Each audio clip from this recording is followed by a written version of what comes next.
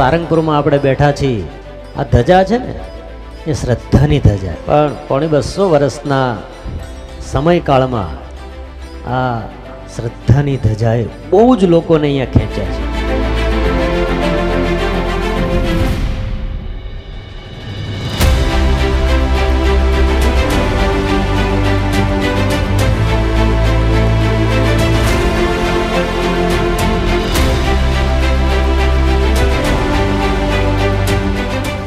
ભક્તો, આજે 22 વર્ષથી આ સંપ્રદાયનો અદ્ભુત જે વિકાસ દેખાઈ રહ્યો છે એ પૂજ્ય આચાર્ય મહારાજના આશીર્વાદનું ફળ દેખાય છે.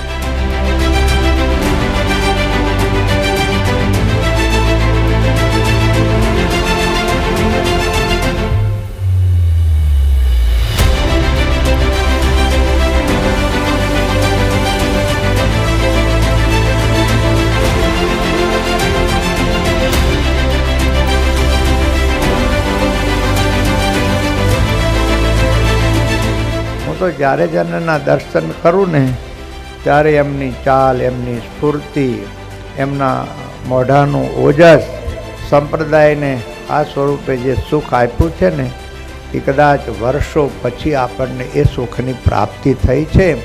સમય અનુસાર નાના સંતો, વડીલ સંતોને યોગ્ય ન્યાય આપે છે અને એને પ્રોત્સાહિત કરે છે.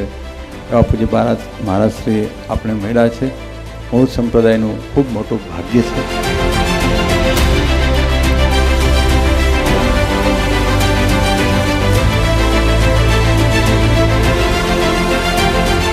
ત્યારથી વડતાલ ગાદીનું સુકાન પરમ પૂજ્ય ધર્મધુરંધર 1008 રાકેશ પ્રસાદજી મહારાજ શ્રીના નેતૃત્વમાં આવ્યું છે.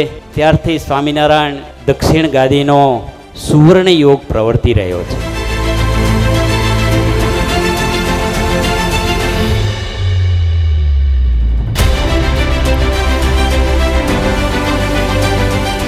અને મહારાજશ્રી દયાળુ પણ એટલા છે. દયાળુપણાનો ગુણ મોટામાં મોટો મહારાજશ્રીમાં એ જોયો.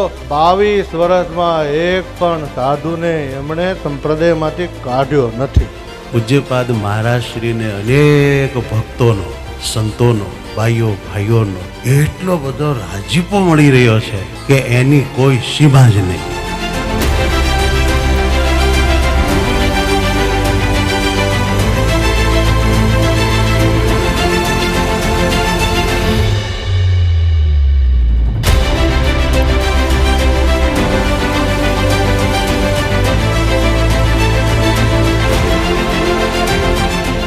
મહારાજશ્રીએ બધાને માન આપ્યું. જેણે એમનું અપમાન કર્યું છે, રાકેશ પ્રસાદજી મહારાજે ક્યારેય પણ એમની સાથે દ્વેષ નથી રાખ્યો.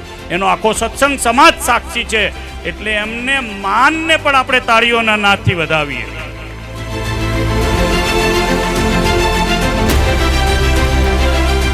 હમણાં જ અમે કુંભના મેળામાંથી આવ્યા. મોટા મોટા પરમહંસો સંતો પણ એવું માને છે કે શ્રી સહજાનંદ સ્વામી મહારાજે જે સંપ્રદાયની સ્થાપના કરી, 2 દેશ ગાદીનો વિભાગ કર્યો અને પોતાના પરમહંસો પાસેથી જે શાસ્ત્રોની રચના કરાવી, તે જ અસલ ઓરિજિનલ સ્વામિનારાયણ સંપ્રદાય, વૈદિક સંપ્રદાય છે. બાકી બધું કલ્પિત છે.